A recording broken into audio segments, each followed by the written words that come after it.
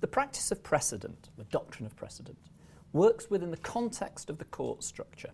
The hierarchy of the courts provides the fundamental institutional structure for the practice of precedent. So, in this part of the lecture, I'm going to focus on two major concerns that have developed in relation to the institutional structure of precedent.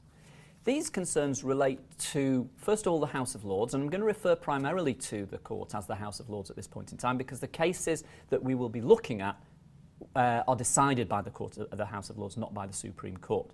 So the first point that we're going to think of is the extent to which the House of Lords binds itself, or the extent to which the House of Lords can depart from its own previous rulings. The second major theme that we will look at is the extent to which the Court of Appeal can, in exceptional circumstances, depart from the rulings of the House of Lords, and the extent to which the Court of Appeal can also depart from its own previous rulings. Now, to understand these two main themes, I just have to remind you of the primary concern of the doctrine of precedent, and that is it is a hierarchy of courts, and that the inferior courts are bound by the superior courts in the hierarchy.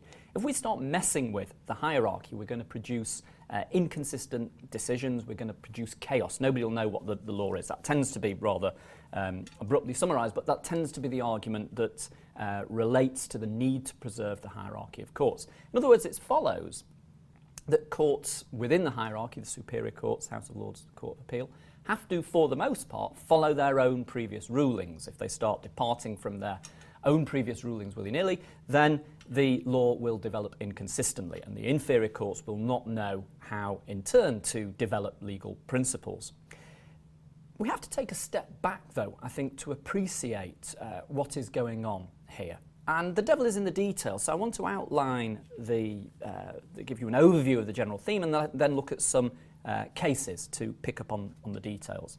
Because the issue really is, and I suppose I can make reference back to one of the points I was talking about earlier on, the issue is one of justice. Now, justice requires that, for the most part, like cases are treated alike, and that relates to the hierarchy of the courts and to the fact that the superior courts must follow their own previous rulings. But it's not inconceivable, is it, that to do justice in an instant case, in an individual case, in an exceptional case, it might be necessary to depart from previous rules, previous principles.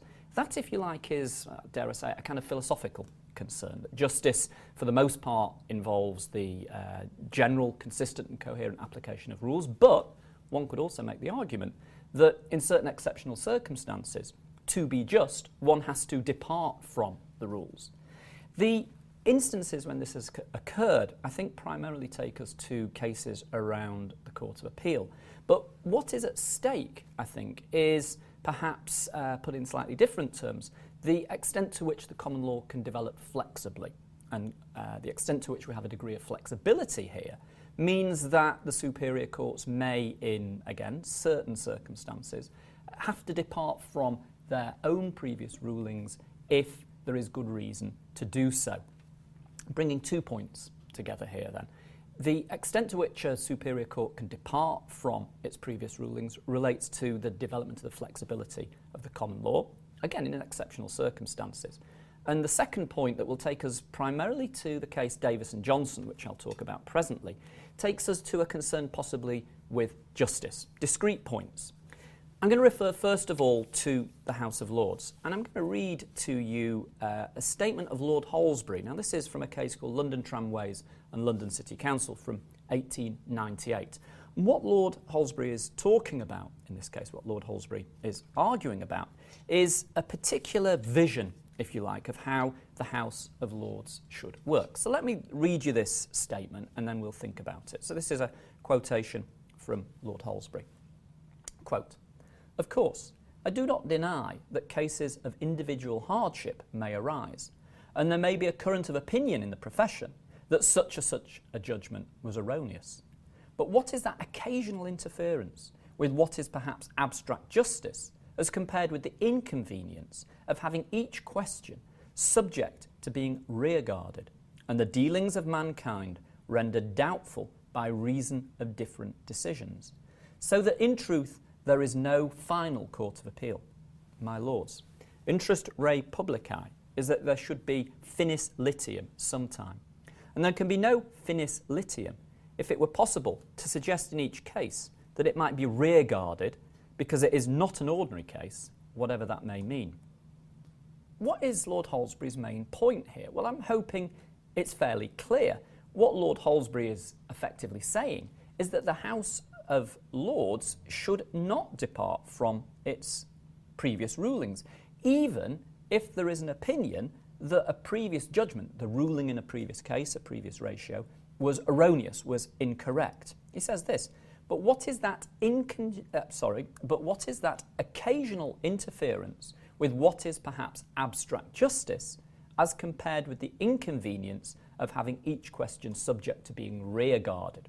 In other words, he's saying that the fact that a case might have been wrongly decided is not the most important consideration. The most important consideration is that there should be finality in law, that a court should be empowered to make a final ruling, what Lord Halsbury calls, with a flourish, finis litium, an end to the case, an end to litigation.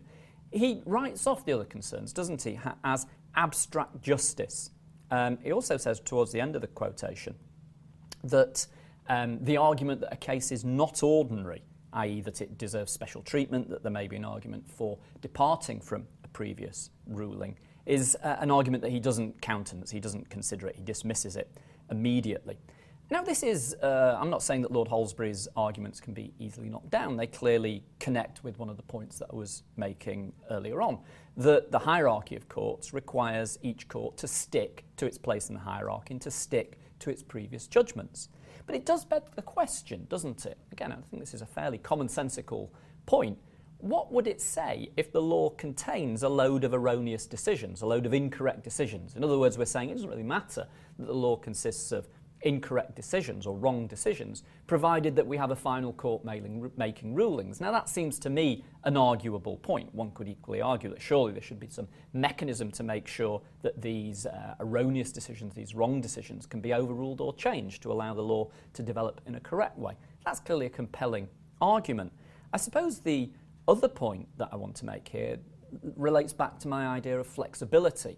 Now, to some extent, for the law to be flexible, for the law to change as social, economic, what have you, circumstances change, then to some extent, we may have to allow a House of Lords or a Supreme Court to overrule itself in exceptional circumstances.